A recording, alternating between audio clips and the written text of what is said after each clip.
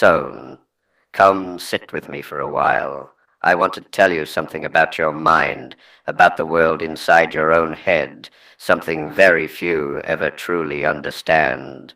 Most people wander their whole lives as if sleepwalking through their thoughts, never realizing that the architecture of their inner world shapes every corner of their reality.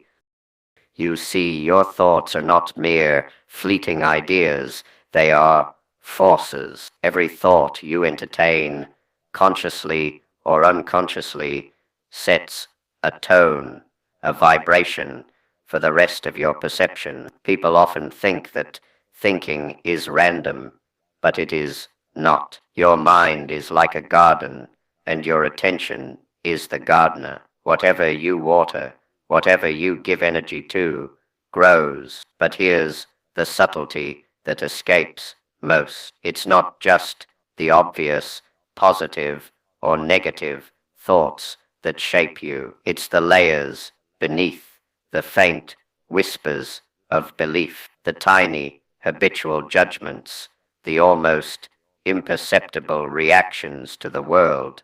Those are the roots, and roots, my son, determine the trees, not the leaves. Oh, now most people are blind to their own roots. They react to the leaves, anger at a word, envy at another's success, despair at a small failure. But if you want mastery over your life, you must become aware of the soil itself, of the root system.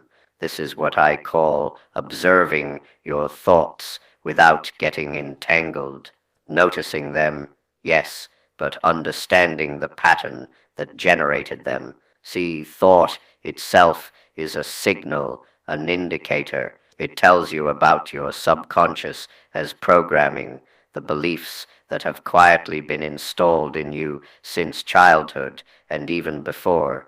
And if you can trace those thoughts back to their origin, sometimes deep, sometimes subtle, you gain insight into why you react to life the way you do. But there is a further depth, a layer even fewer people reach. When you observe your thoughts without judgment, something extraordinary happens. You begin to notice the interstitial space between thought and reaction. That space is tiny, almost invisible, yet it is the only place where freedom exists. Most humans live entirely in the chain of stimulus and reaction. A word is heard, a judgment is made, an emotion arises, and they are swept away. But in that small space, you have choice, you have sovereignty. You can choose whether a thought becomes a chain that binds you, or merely a cloud that passes by. And here is something I wish I had understood when I was your age. Your emotional reactions are not just byproducts of external events. They are echoes of old, accumulated programming, fear, insecurity, frustration. They are all layered, constructed over decades. When you learn to observe them, not with shame or resistance, but with clarity and curiosity, you are not merely watching yourself. You are recalibrating your internal compass. You begin to see that reality itself is filtered through this inner lens. You cannot change the world outside without first understanding and reshaping the world. Finally, remember this, my son. Most people will never go beyond surface thoughts because they fear the depth. Diving into your inner world can feel like entering a dark cave. It is lonely. It is uncomfortable. You will confront ideas and feelings that are inconvenient, humiliating, or terrifying.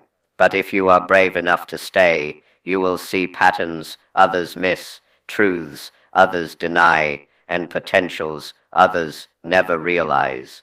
Mastery of self is not charm or skill. It is the disciplined art of witnessing your own mind, of walking through your internal chaos and recognizing the architecture behind it. Everything in life, every choice, every habit, every moment of peace or turmoil flows from this inner mastery. So, start observing, my son. Watch the subtle, quiet movements of your mind. Notice the hidden roots. Learn the space between thought and reaction.